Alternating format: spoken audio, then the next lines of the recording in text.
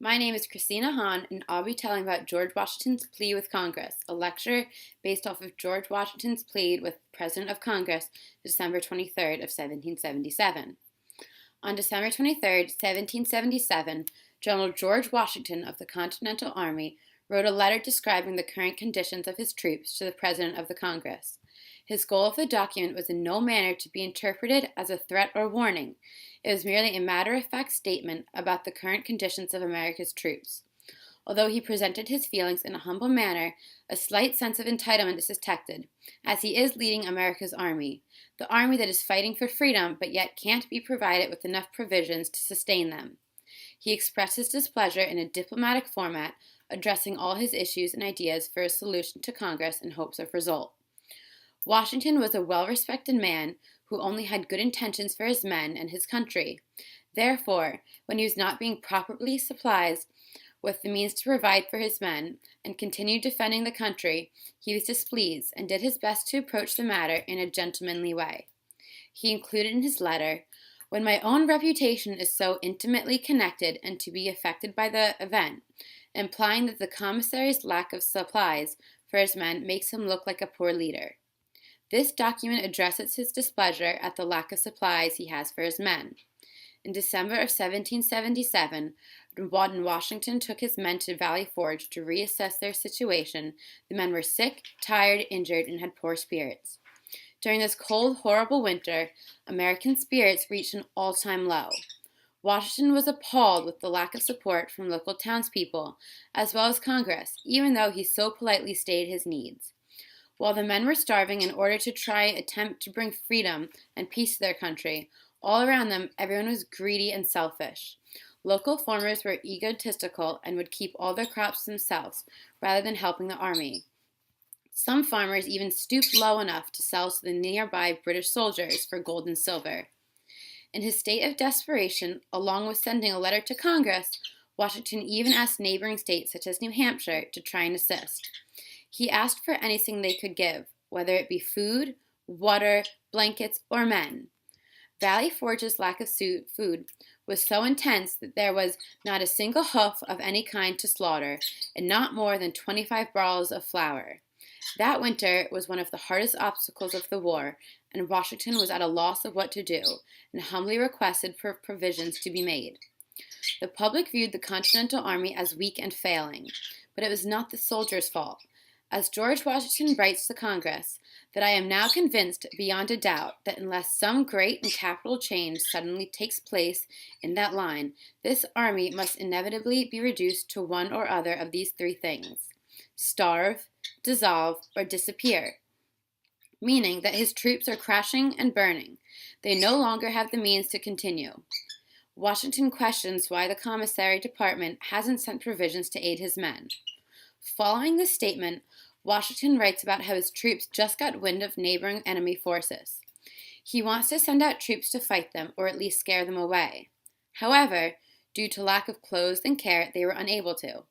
The men staying at Valley Forge contracted typhoid fever, frostbite, and other illnesses. Along with the epidemics, the men had no warm clothing or food to nourish themselves with. Washington's brave men were no longer able to carry out their tasks. Washington described the situation of his men in his letter in hopes of receiving provisions. In an attempt to persuade other states to assist his troop, Washington even included in the letter that outcome of the war depends on it, in regard to the obvious fact that an army is unable to perform without simple necessities such as food, water, and clothes. The winter was taking a toll on the troops. Starting off, there were 12,000 men enlisted in the army. However, during the winter, nearly a quarter of them died, and about another 1,000 fled. Washington was concerned that even if they survived the winter, he wouldn't have enough men to continue the battle. What was so appalling was that Congress expected Washington to be able to lead his men strongly and keep fighting, but yet Congress could not be troubled to supply the army with such meager things. Washington states that we have by field return this day made no less than 2,898 men now in camp unfit for duty, because they are barefoot and otherwise naked, By the same return, it appears, our whole strength in the Continental troops, exclusive of the Maryland troops sent to Wilmington, amount to no more than 8,200 in camp fit for duty. With such small numbers, there is no way to continue. Although Washington was a highly respectable leader, there were some that questioned his authority and would be content to see him step down. Two men named Thomas Conway and Horatio Gates were conspiring in the plan to remove Washington from his position and instate Conway. This plan was called the Conway Cabal.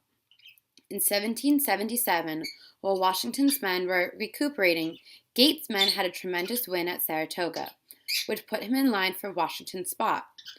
Washington suspected that at least a small part of the reason why his men had not received provisions were due to the influences of the Conway Cabal. During that horrible winter at Valley Forge, Washington and his men were joined by Marquis de Lafayette, who was a general as well. Had it not been for Lafayette's support, Washington could have fallen into Conway and Gates' plan for him. Along with Lafayette, Washington had the tremendous aid of the Prussian volunteer, Baron von Steuben. Upon Washington's request, Steuben trained the men with Prussian style, a style that the British would not be familiar with. After that horrid winter, somehow Washington's troop managed to come out alive.